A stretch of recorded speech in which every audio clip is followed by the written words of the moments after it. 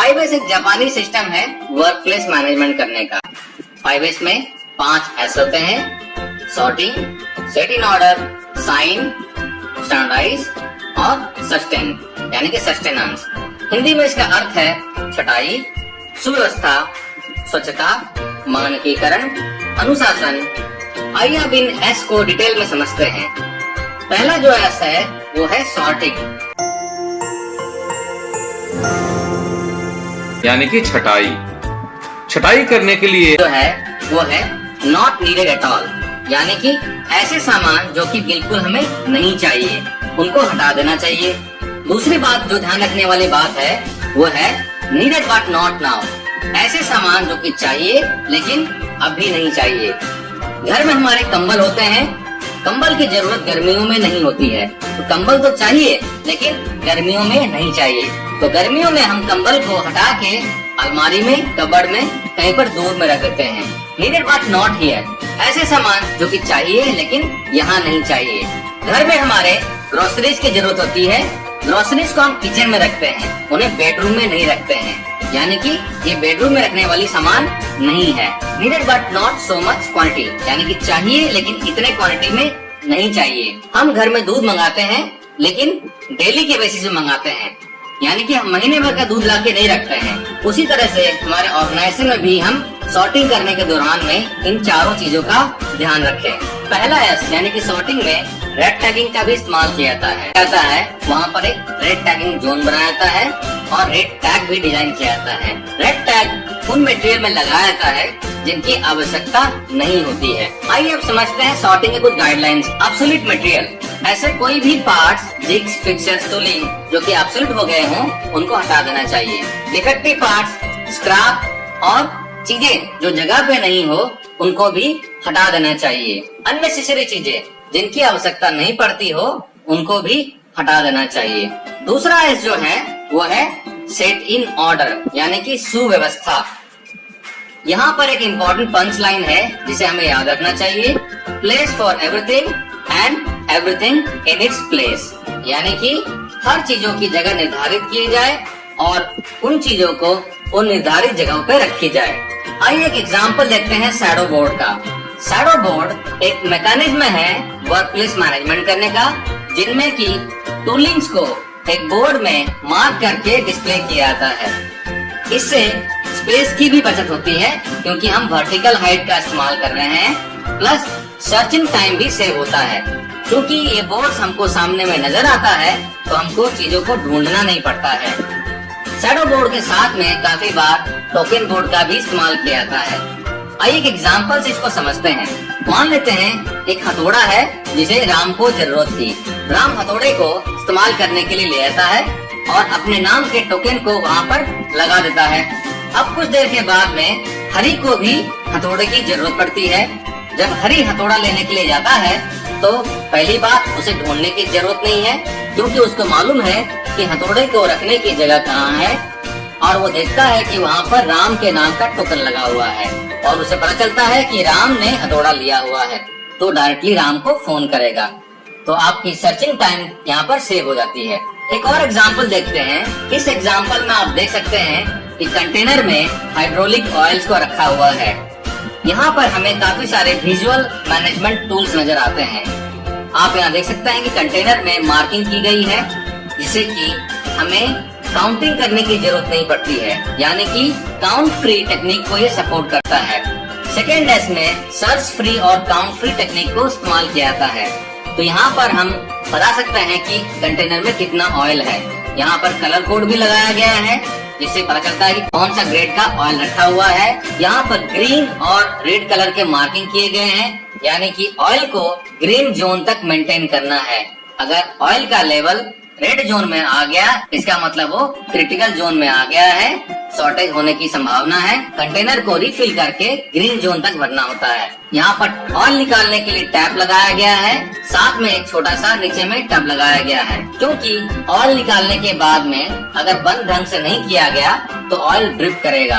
और अगर ऑयल नीचे जमीन पर गिरेगा तो सेफ्टी हजार्ड हो सकता है। कंटेनर को कमर की हाइट में रखा गया है जिससे कि ऑयल विड्रॉल करने वाले को झुकना नहीं पड़ेगा, तो उसमें से हमारा जो मोशन वेस्ट है वो भी सेव हो रहा है, यानी कि उसको बार बार झुकना भी नहीं पड़ेगा। फाइलिंग में यहाँ पर एक वी शेप का रेड कलर का टेप लगाया गया है। इससे हमें विजुअली पता चलता है कि कोई फाइल इसमें से मिसिंग है कि नहीं, यानी कि 5S में विजुअल मैनेजमेंट को भी अच्छी तरीके से इस्तेमाल किया जाता है। सेकेंड एस को इम्प्लीमेंट कैसे करें? पहले आप स्टेटस को एनालाइज करें कि कहाँ पर इम्प्लीमेंट करना है, कैसे इम्प्लीमेंट करना है, ये डिसाइड करें कि कौन सा चीज चाहिए, कौन सा नहीं चाहिए, उनको कैसे हटाना है। चीजों को इंडेक्सिंग करें, लेबलिंग करें, आइडेंटिफिकेशन करें और मार्किंग करें। सेकेंड एस के काफी फायदे हैं। इसमें आपको चीजों को रिट्रीव करने में आसानी होती है और आपका सर्चिंग टाइम एलिमिनेट होता है। अबनॉर्मलिटीज को आइडेंटिफाई करने में और उसको करेक्ट करने में सहायता मिलती है। आपके स्पेस की बचत होती है और काम की एफिशिएंसी बढ़ती है। यहाँ पर सेकेंड एस एक एग्जांपल है जो कि ऑफिस का है। आप देख सकते हैं यहाँ पर हर चीजों की जगह निर्धारित की गई है, यानी कि place for everything and everything in its place. Second S में इन्वेंट्री मैनेजमेंट करने के लिए RYGV टेक्निक का भी इस्तेमाल किया जाता है। R का मतलब रेड यानी कि क्रिटिकल, Y का मतलब येलो यानी कि रीऑर्डर लेवल, G का मतलब ग्रीन यानी कि वो डिजाइन लेवल के हिसाब से है, और B का मतलब होता है ब्लू यानी कि इन्वेंट्री एक्सेस है। आप यहाँ पर देख सकते हैं कि इन्वेंट्री जो कि बिन्स में रखे हुए हैं वहाँ पर पिलर्स में RYGV कलर कोडिंग किए गए हैं, यानी कि बिन अगर रेड लेवल में पहुंच गया तो शॉर्टेज हो गया है, अगर येलो लेवल में आ गया है यानी कि रीऑर्डर यानी कि भर दीजिए, अगर ग्रीन में है मतलब सब कुछ सही है, और अगर ब्लू लेवल में बिन पहुंच गए हैं इसका मतलब इन्वेंट्री एक्सेस हो गया है। थर्ड एस जो है वो है साइन यानी कि स्वच्छता। ये एक एयरपोर्ट का एग्जांपल है। आप देख सकते हैं कितनी साफ सफाई है। तो हमें अपने ऑर्गेनाइजेशन को, चाहे वो मैन्युफैक्चरिंग हो चाहे वो ऑफिस एरिया हो, उसको भी इसी तरीके से साफ सुथरा रखना चाहिए। काफी सारे ऑर्गेनाइजेशन में 5S के समय निर्धारित किए रहते हैं। डेली 5-10 मिनट के लिए या सप्ताह में 10-15 मिनट के लिए एक समय निर्धारित रहता है जहाँ पर कि हर व्यक्ति अपने अपने एरिया में साफ सफाई करता है। थर्ड एस को इम्प्लीमेंट करने के लिए कुछ इम्पोर्टेंट नियम। अगर हमारे सामान कम रहेंगे तो साफ सफाई करने में भी आसानी होगी। साफ सफाई करने के लिए हमको निम्नलिखित बातों का ध्यान रखना चाहिए। क्लीनिंग विथ मीनिंग, यानी कि जब हम सफाई कर रहे हो तो मतलब के साथ में सफाई करें। इसका मतलब ये हुआ कि हम जिन चीजों को सफाई कर रहे हैं उसमें कैसे सफाई करना है, हमें उस हिसाब से सफाई करनी चाहिए। सफाई करते समय हमें इंस्पेक्शन भी करना है, यानी कि अगर हम इक्विपमेंट की सफाई कर रहे हैं तो उसके 6 साइड यानी कि front, rear, left, right, top और बॉटम सभी साइड को सफाई करें और उसको अच्छी तरह से इंस्पेक्ट भी करें कि कहीं कुछ ढीला तो नहीं है, कहीं कुछ स्पार्क तो नहीं हो रहा है, कहीं पर ऑयल लीकेज तो नहीं हो रही है। फोर्थ एस जो है ये है स्टैंडर्डाइजेशन। आइए इसको एक सिंपल से एग्जांपल से समझते हैं। यहाँ पर पिक्चर में आप कुछ साइन बोर्ड देख रहे हैं जो कि ट्रैफिक साइन बोर्ड्स हैं। आप देख सकते हैं कि ट्रैफिक साइन बोर्ड में काफी हद तक स्टैंडर्डाइजेशन किया रहता है, यानी कि किस हाइट में साइन बोर्ड को डिस्प्ले किया जाएगा निर्धारित रहता है। पहले हिंदी का फॉन्ट, फिर इंग्लिश का फॉन्ट का साइज क्या रहेगा, क्या साइनेज रहेगा, क्या कलर रहेगा, क्या बैकग्राउंड रहेगा, सारा कुछ स्टैंडर्डाइज किया रहता है। इस एग्जांपल में आप देख सकते हैं यहाँ पर ये सहारा मॉल जो कि गुड़गांव का सहारा मॉल है, यहाँ पर उनके डिस्प्ले हैं। यहाँ पर भी देख सकते हैं आप चीजों को स्टैंडर्डाइज किया गया है, यानी कि किस फ्लोर में कहाँ पर क्या चीजें हैं उसको भी डिस्प्ले किया गया है, जिससे कि हमको चीजों को ढूंढने में समय नहीं लगता है। यहाँ पर एक इंडस्ट्रियल एग्जांपल है। आप देख सकते हैं कि चीजों कैसे स्टैंडर्डाइज किया गया है। 5S के इम्प्लीमेंटेशन करते समय हम काफी सारे जगहों में मार्किंग करते हैं। यहाँ पर चीजों को स्टैंडर्डाइज किया गया है, यानी कि वॉकवे जो चलने की जगह है हम उसको इस तरह से कोडिंग करेंगे, डायरेक्शन का साइन ऐसा रहेगा, क्रॉसिंग ऐसे रहेंगी, डेंजर मार्क्स ऐसे रहेंगे, वगैरह वगैरह आप देख सकते हैं। यानी कि हमको चीजों को स्टैंडर्डाइज करना है, सबके लिए कलर कोडिंग करनी होती है। कंपनी में अगर पाइप्स है तो हमको ये निर्धारित करना है पाइप्स के कलर कैसे रहेंगे, उनके भी कलर कोड निर्धारित रहते हैं। स्टैंडर्डाइजेशन में हमको इन बातों का ध्यान रखना चाहिए कि हम रेस्पॉन्सिबिलिटीज फिक्स करें कि कौन क्या करेगा, जोन वाइज हम रेस्पॉन्सिबिलिटी फिक्स कर दें और रेस्पॉन्सिबिलिटीज को रूटीन बना दें। यानी कि 5S करना रूटीन एक्टिविटीज होना चाहिए। हम इसको चेक करते रहें कि सिस्टम हमारा सही काम कर रहा है कि नहीं काम कर रहा है। अंतिम एस जो है वो है सस्टेन, यानी कि अनुशासन। अब चूंकि हमने 1S, 2S, 3S, 4S और 5S कर लिया, अब हमें चीजों को सस्टेन करना है। सस्टेन करने के लिए लोगों को ट्रेनिंग देना, प्लांट्स को अलग अलग जोन में डिवाइड करना और उनको ऑडिट करना जरूरी है।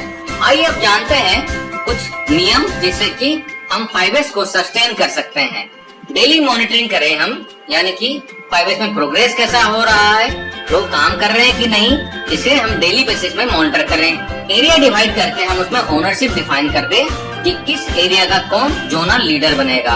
रेड टैग कैंपेन चला सकते हैं जिसमें कि अनवांटेड चीजों को आइडेंटिफाई करके उसमें टैगिंग किया जाता है और उसको सिस्टम से हटाया जाता है। फिक्स पॉइंट फोटोग्राफी करके आप पिक्चर ले सकते हैं, जिसमें कि बिफोर का पिक्चर ले लीजिए और इम्प्रूवमेंट करने के बाद में फिर आफ्टर का पिक्चर ले लीजिए, जो कि कम्युनिकेशन बहुत इंपॉर्टेंट रोल प्ले करता है। तो 5S को सस्टेन करने के लिए हर एक लेवल में प्रॉपरली कम्युनिकेशन होना चाहिए कि हम ये क्यों कर रहे हैं और इससे कंपनी को और इंडिविजुअल को क्या फायदा है। हर एक लेवल में एम्प्लॉयज को इसकी ट्रेनिंग मिलती रहनी चाहिए और प्लांट को अलग अलग जोन में डिवाइड करके हम उसे पीरियोडिक बेसिस में ऑडिट करें। आप मंथली बेसिस में ऑडिट कर सकते हैं, जो कि एक अच्छा सिस्टम है। साथ ही साथ हम लोगों के मोटिवेशन के लिए रिवार्ड और रिकॉग्निशन सिस्टम भी शुरू कर सकते हैं। आइए अब जानते हैं 5S से होने वाले कुछ बेनिफिट्स के बारे में। 5S से प्रोडक्ट की क्वालिटी बढ़ती है, रिजेक्शन में कमी आती है, कंप्लेंट्स में कमी आती है, आपकी इन्वेंट्री लेवल कम होती है, कॉस्ट में कमी आती है, डिलीवरी इम्प्रूव होता है, आपका थ्रूपुट टाइम में इम्प्रूवमेंट होता है, लोगों की सेफ्टी बढ़ती है, एक्सीडेंट्स कम होते हैं, साथ ही लोग मोटिवेटेड होके काम करते हैं। दोस्तों, आशा करता हूँ आपको ये मेरा सेशन 5S का पसंद आया होगा। धन्यवाद।